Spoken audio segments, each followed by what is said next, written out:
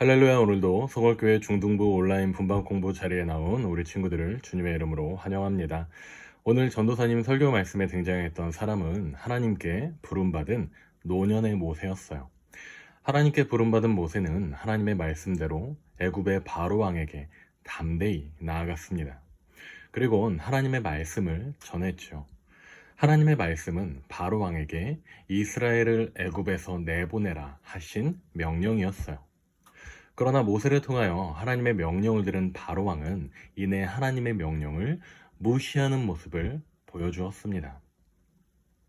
그 후에 모세와 아론이 바로에게 가서 이르되 이스라엘의 하나님 여호와께서 이렇게 말씀하시기를 내 백성을 보내라. 그러면 그들이 광야에서 내 앞에 절기를 지킬 것이니라 하셨나이다.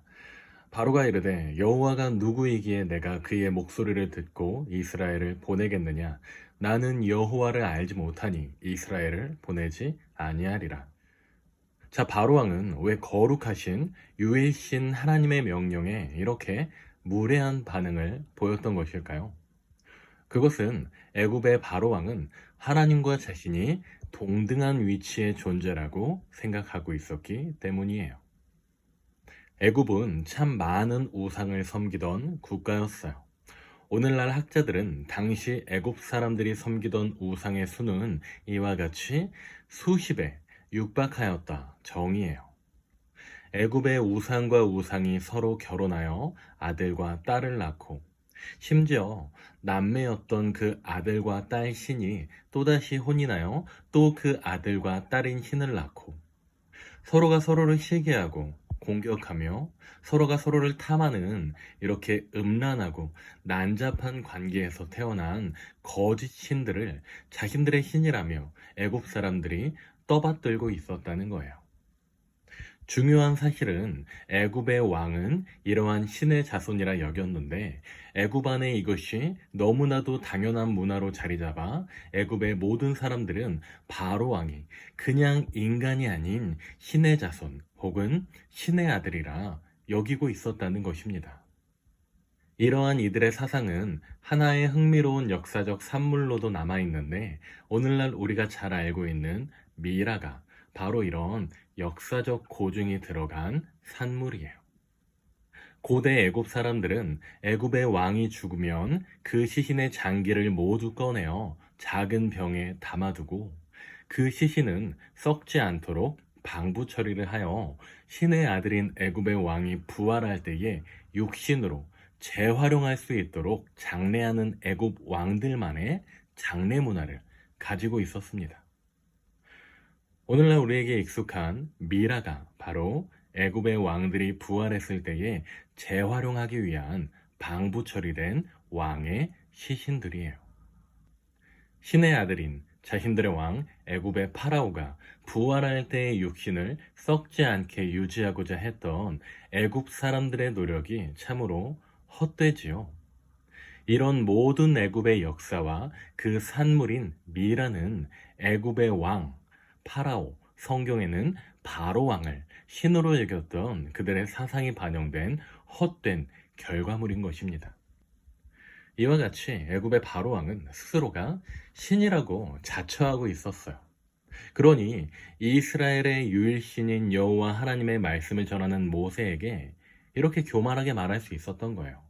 여호와가 누구냐? 내가 왜 그의 말을 들어야 하는 거냐? 용감하고 담대하게 하나님의 말씀을 가지고 바로 앞에 섰던 모세는 이런 바로의 교만함 앞에 좌절하고 실망할 수밖에 없었어요. 그러나 모세는 하나님의 말씀을 전함에도 이스라엘이 변함없이 애굽의 노예로 남아있는 현실에 더 이상 좌절하지 않고 다시 꿋꿋하게 하나님의 말씀을 붙잡고 하나님의 뜻을 이스라엘 가운데에 실현하기 위해 나아갔어요. 애굽의 바로 왕은 이스라엘 백성들을 해방시키라는 모세의 말을 듣고 굉장히 불쾌했어요.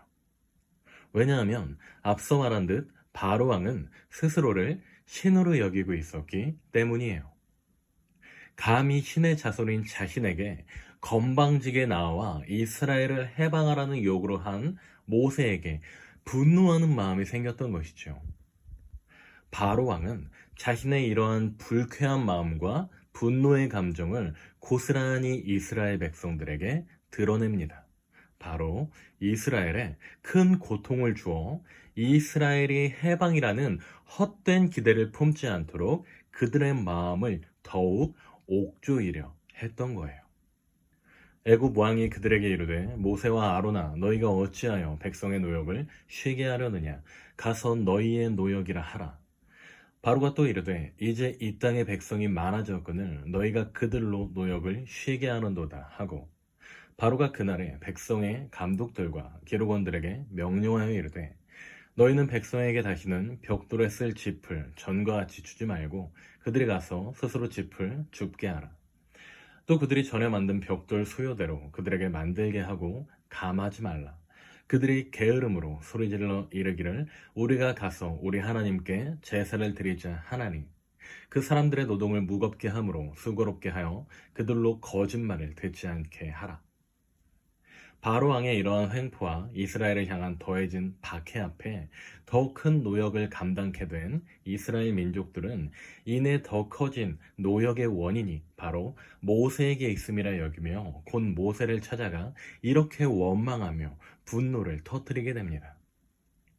기록하는 일을 맡은 이스라엘 자손들이 너희가 매일 만드는 벽돌을 조금도 감하지 못하리라 함을 듣고 화가 몸에 미친 줄 알고 그들이 바로를 떠나 나올 때에 모세와 아론이 길에 서 있는 것을 보고 그들에게 이르되 너희가 우리를 바로의 눈과 그의 신하의 눈에 미운 것이 되게 하고 그들의 손에 칼을 주어 우리를 죽이게 하는도다.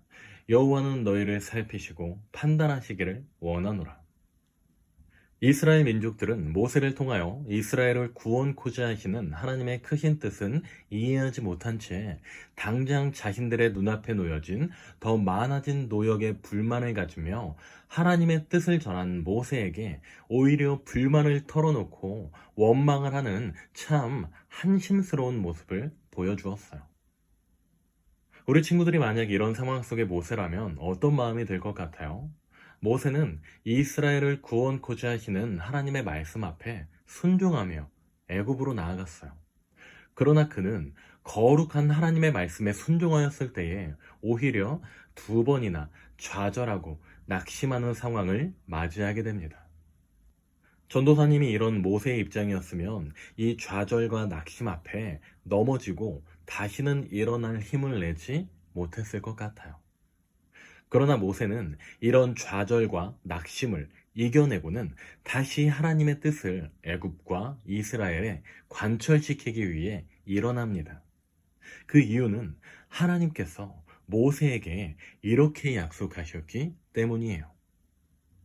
이제 가라 이스라엘 자손의 부르짖음이 내게 달하고 애굽 사람이 그들을 괴롭히는 학대도 내가 보았으니 이제 내가 너를 바로에게 보내어 너에게 내 백성 이스라엘 자손을 애굽에서 인도하여 내게 하리라. 모세가 하나님께 아뢰되 내가 누구이기에 바로에게 가며 이스라엘 자손을 애굽에서 인도하여 내리이까. 하나님이 이르시되 내가 반드시 너와 함께 있으리라. 내가 그 백성을 애굽에서 인도하여 낸 후에 너희가 이 산에서 하나님을 섬기리니 이것이 내가 너를 보낸 증거니라.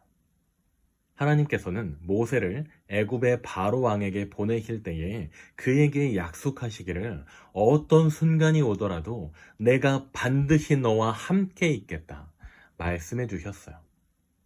그리고 하나님께서는 모세가 좌절하며 낙심하고 지쳐 있을 때마다 약속대로 모세와 함께 하시며 모세가 애굽의 바로왕의 강한 권세와 힘을 이겨내고 이스라엘을 출애굽시키는 데에 쓰임받는 훌륭한 민족의 지도자로 세워질 수 있도록 그와 함께 해주셨어요. 우리 학생들, 오늘 말씀을 통해 우리는 과연 무엇을 배울 수 있을까요? 그것은 하나님께서는 때로는 하나님의 사람에게 고난과 고통이 찾아올 때에 반드시 고난과 고통을 이겨내는 힘을 주시어 우리에게 다가오는 고난과 고통을 반드시 승리로 바꾸어 가신다는 것에 대하여 알 수 있는 거예요. 하나님이 우리를 통해 이 시대에 선하신 하나님의 뜻을 이루어 가신다고 할 때에 당장 눈에 보이는 성공이 없을 수도 있어요. 때로는 오늘 말씀에 등장하는 모세처럼 고난과 고통, 역경의 때를 맞이할 수도 있습니다. 그렇지만 그 순간마다 우리는 기억해야 해요. 바로 하나님이 모세와 함께 하신 것처럼 우리와 반드시 함께 하신다는 사실입니다. 오늘 말씀과 본방 공부의 내용을 꼭 기억하며 이 시대에 하나님을 향한 신앙과 믿음을 소유한 거룩한 하나님의 군사로서 우리 중등부 학생들이 이 시대에 자라날 때에 때로는 하나님을 예배한다고, 때로는 하나님을 향한 신앙을 고백한다고, 그리고 더 나아가 하나님의 말씀을 배워간다고 우리를 조롱하며 힘들게 하는 세상의 고난과 고통, 역경의 때를 맞이한다 하더라도 오늘 말씀과 분방 공부에 등장하는 모세처럼 하나님이 함께 하심으로 고난과 고통, 역경이 승리로 바뀌는 축복의 삶을 살아가는 우리 중등부 학생들 될 수 있기를 소망합니다. 날씨가 많이 추운데요. 추운 날씨에도 건강을 잘 지키고 어디에 있든 어떤 모습이든 이 한 주 또한 행복하고 몸과 마음이 건강한 삶을 살아가는 우리 중등부 학생들 되기를 소망합니다. 다음 주에 예배와 말씀을 통해 그리고 분박 공부를 통해 다시 만나요. 우리 학생들 안녕.